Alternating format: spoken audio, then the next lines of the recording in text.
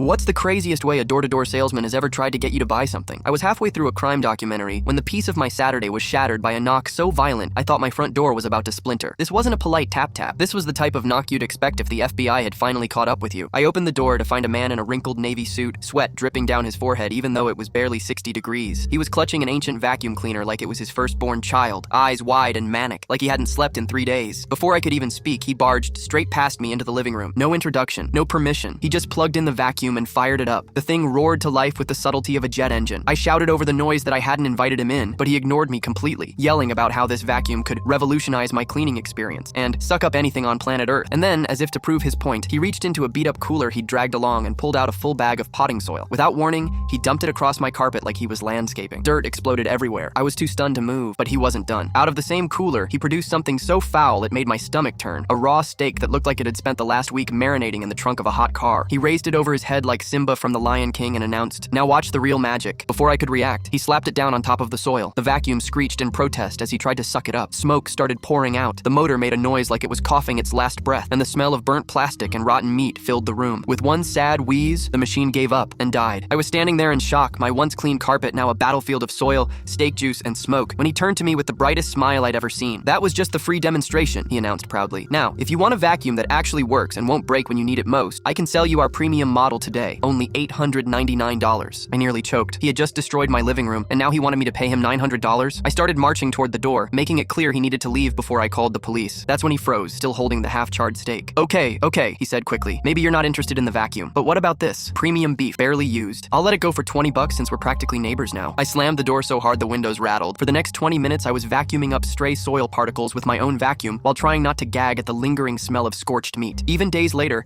I'd still find bits of dirt in random corners of the house and catch whiffs of melted plastic in the air. But you know what? As insane as it was, I have to admit, it left me with one of the best Saturday stories I'll ever have, and proof that some people will literally try to sell you their own failure.